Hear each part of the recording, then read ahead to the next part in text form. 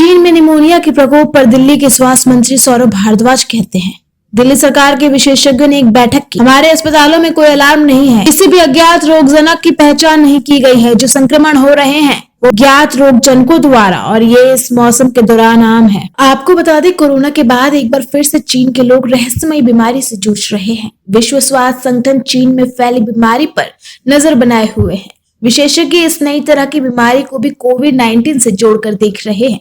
दावा किया जा रहा है कि ये बीमारी भी तेजी के साथ एक शहर से दूसरे शहर में फैल रही है। चीन में तेज बुखार के साथ सांस फुला देने वाले इस बीमारी के कारण हजारों बच्चे बीमार हैं।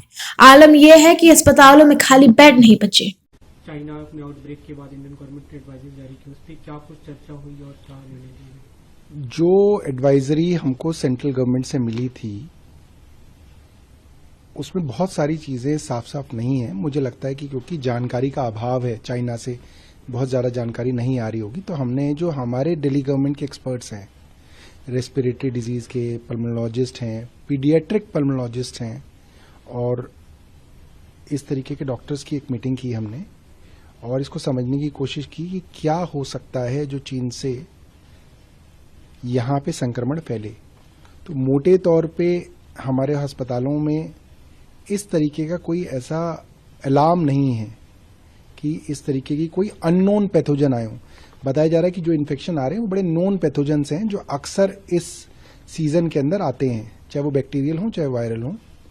मगर फिर भी ताकि स्थिति के ऊपर हमारी नज़र रहे, इसलिए कुछ डिसीजंस हम लोगों ने लिए हैं और वो डिसीजंस इस तरीके के हैं तो मल्टीप्लेक्स पीसीआर, जिससे आप जांच कर सकें कि कौन सा पैथोजन है जो आ रहा है और उसके लिए अलार्म रेज करना है। तो वो 2 हॉस्पिटल्स में शुरू करेंगे हम, Rajiv Gandhi super speciality hospital में और चाचा नेहरू बाल चिकित्सालय के अंदर जो बच्चों का अस्पताल है, ताकि कोई भी सिचुएशन अगर बदलती है तो हमें पता चले।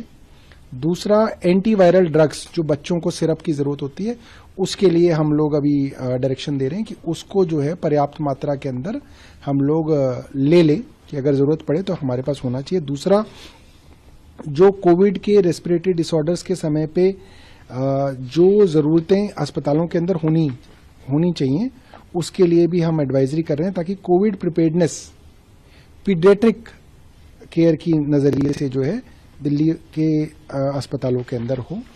और बेसिक एडवाइजरी एक हम लोगों के लिए करेंगे, क्योंकि हमारा मानना है कि सीजनल तौर पे भी जनवरी के अंदर इस तरीके के खांसी जुकाम और इन्फ्लुएंजा के मामले बढ़ेंगे, तो ताकि पब्लिक के अंदर इसको लेके पैनिक ना हो, इसलिए लोग मानसिक तौर पे इसके लिए तैयार रहें कि जनवरी में इस तरीके के मामले साधारण